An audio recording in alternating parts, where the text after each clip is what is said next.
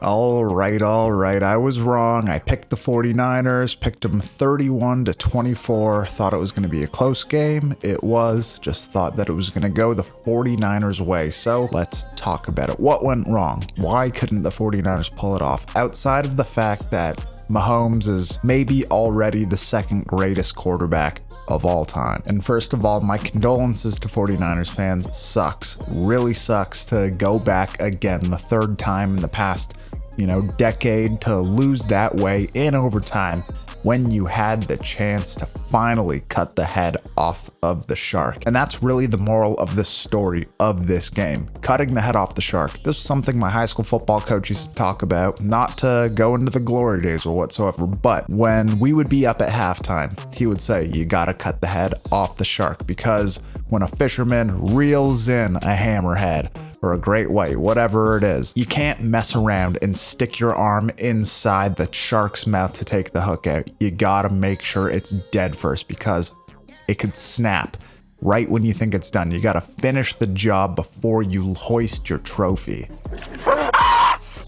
And there was a lot of times in this game where it felt like the 49ers had it in the bag. They just had to control the ball a little bit more, keep possession, hit an open receiver, pick up one block, make a sack by this much, or just ensure that you were blocked up on the front on your PAT. The way the 49ers opened the game was exquisite. It was scripting to perfection. The rhythm was great. They were physical. They were downhill. They were hitting open shots. Christian McCaffrey was running like a madman, but then an untimely fumble really derails that progress that you were making. And it wasn't like Kansas City turned it into points or even was off to a hot start. But right from that point, if you could get even 3 on the board, which was basically guaranteed from their field position, that is a very big morale booster. Then when Kansas City has the ball, you're swallowing him up. You're physical in the run game. Dre Greenlaw, before he gets injured, which is just an untimely,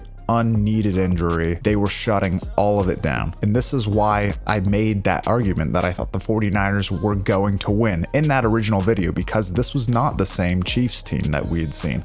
It's still Mahomes, and Mahomes is great, but if they had just capitalized more on the opportunities they had, that game was not going to be winnable for the Chiefs. Like I mentioned in the video, the Chiefs receivers were really struggling to get open. Mahomes was holding on the ball really long. They were playing very disciplined in keeping what we used to call OLAF, outside leg and arm free. They were keeping Mahomes contained in that pocket, getting pressure up the middle, and just swallowing him whole. But in a similar way, the Chiefs defense came to play. They couldn't really stop the run, but they weren't allowing big plays to happen. And the first play that I believe was kind of a tide turner in favor of the Chiefs was the 3rd and 14 on the first play of the second quarter. They took that deep shot, 3rd and 14 to Deebo Samuel, and McDuffie makes a great play on the ball. Ball's tiny bit underthrown, but it was basically at the back of the end zone. So what has to happen in that position? Deebo Samuel has to be the first one off of the ground, and he wasn't. McDuffie gets up, gets his arm up, and Deebo's momentum is kind of carrying him backwards. But that's a situation where it doesn't even matter if you can't make a play on the ball. If you're the first one off of the ground and you go vertical while McDuffie's running backwards into you with his momentum, you're going to draw a pass interference call, or at least have a good chance of drawing one. This is another thing. When I played football in university, our receivers coach always said, be the first one off the ground. A defensive back will panic. He'll try and play your body rather than the ball when he feels you go up, or he'll just interfere. The refs will make a bad call and you will get a pass interference. Ball could have been placed at the 1-yard line in that spot. So I don't hate going for a deep shot there, but Deebo has to make a better play on the ball to either have a chance to pluck that out and moss him or draw the pass interference. Again, McDuffie makes a fantastic play. He had a great game. He's basically the unsung hero of that game, including later on in the fourth quarter. But these are just the little 1% details that they didn't capitalize on to win that game. Even as the game goes on, they keep getting bailed out by Kansas City fumbling in their own red zone. Another prediction that I made, Mahomes throwing his first interception of the playoffs. That happens. Then you go 3 and out, multiple drives in a row after that. A situation where you can seriously put the pressure on and start making them play desperate.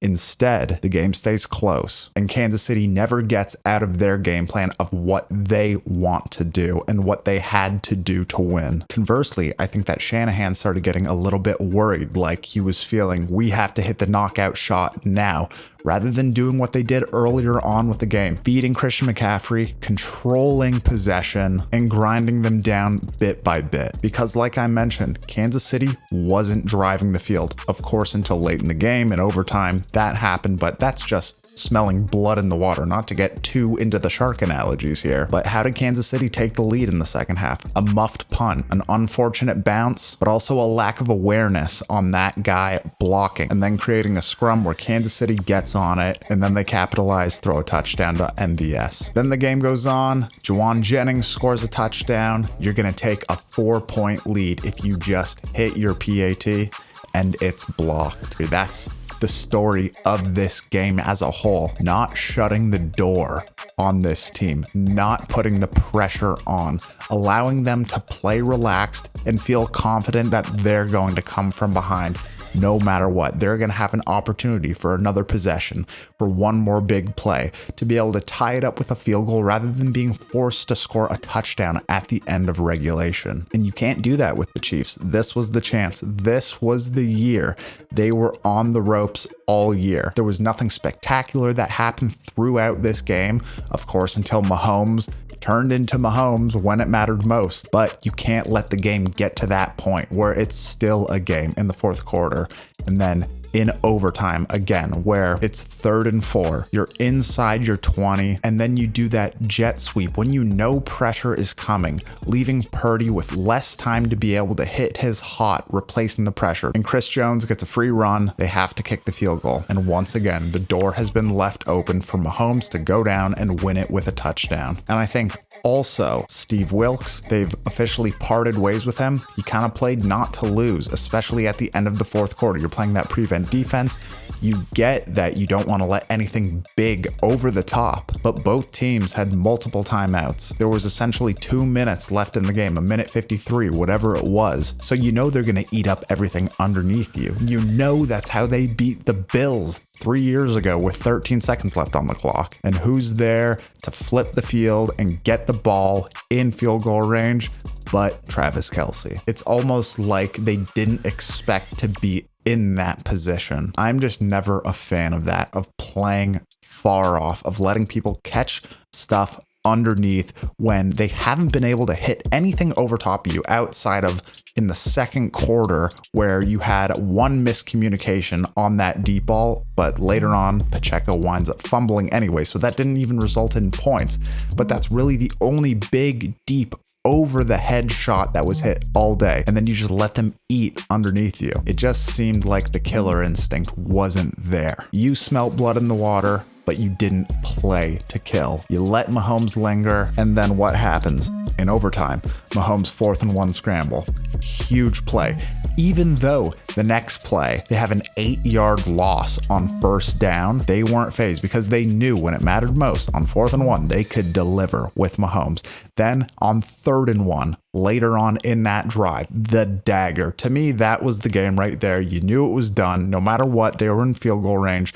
They were relaxed. They were comfortable. They knew they could play for the win. And what do? They run a play similar to how they scored with Kadarius Toney in last year's Super Bowl and walk in for the game-winning touchdown. You could make the argument all day of Shanahan should have kicked the ball first. I think all in all, it didn't really matter. No matter what, the Chiefs were going to keep pushing you. You had your chance to kill them earlier on in that game, and you didn't, and they weren't going to be denied at that point. The refs did a great job. You could argue there were some misholds, but there's holding on every play. We know that. The 49ers had their chance to win. They played with their food far too long, and it came back to bite them. And honestly, I thought it was a fantastic game. That's one of the best Super Bowls in my eyes over the past 15 years. I really wish that we could have had guys like Deebo Samuel and Trent Williams and CMC win a Super Bowl, but they were facing greatness. I think that Brock Purdy is very